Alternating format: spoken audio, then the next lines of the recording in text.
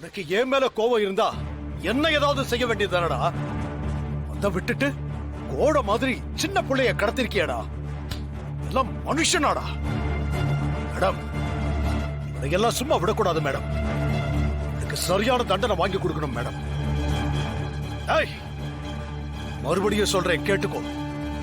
உனக்கு ஏதாவது கோவம் இருந்தா என்கிட்ட நேருக்கு நேரா அதை காட்டு. அதை விட்டுட்டு கோழத்தனமா சின்ன பிள்ளைய இந்த மாதிரி எல்லாம் பண்ண இன்னொரு தடவை நான் உன்னை சும்மா விட மாட்டேன், புரிஞ்சுக்கோ. மாயா மேடம், நீங்க உங்க தம்பியை கூட்டிட்டு போங்க. ஃபங்க்ஷன் எல்லாம் முடிஞ்சதும் ஸ்டேஷனுக்கு வந்து ஒரு ரிட்டன் கம்ப்ளைண்ட் கொடுங்க. இவனை நான் பாத்துக்கிறேன். கண்டிப்பா வரேன் மேடம். மேடம், நான் சொன்ன மாதிரி இவனுக்கு பின்னாடி யார் இருக்காங்கன்னு விசாரிங்க மேடம். கண்டிப்பா மாயா, நான் யாரு என்னன்னு விசாரிக்கிறேன். மேடம், ஒரு சின்ன ரிக்வெஸ்ட். நீங்க கண்டிப்பா அப்போட ஃபங்க்ஷனுக்கு வரணும் மேடம். நீங்க இல்லைன்னா அப்போ எங்களுக்கு உயிரோடவே கிடைச்சிருக்க மாட்டான்.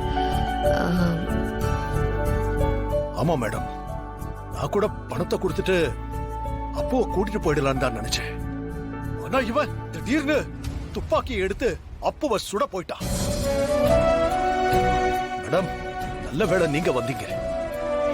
இல்லைன்னா இவனை எங்க அப்போவை நாங்க உயிரோடவே பார்த்திருக்க முடியாது மேடம். ரொம்ப நன்றி, ரொம்ப நன்றி மேடம். உங்கள மாதிரியே மாயாவும் பயந்து எங்களுக்கு இன்ஃபார்ம் பண்ணாம இருந்திருந்தா எங்களால எதுவுமே பண்ணிருக்க முடியாது சார். நீங்க நன்றி சொல்லணும்னா மாயாக்கு தான் சொல்லணும். அவங்களோட தைரியம் தான் இது எல்லாத்துக்கும் காரணம். மாயா மாதிரி நீங்க எல்லாரும் இருக்கணும்னு நான் எதிர்பார்க்கிறேன். மேடம், கண்டிப்பா நீங்களும் ஃபங்க்ஷனுக்கு வரணும். அப்புவோட அப்பாங்கிற முறையில நான் உங்களை அழைக்கிறேன்.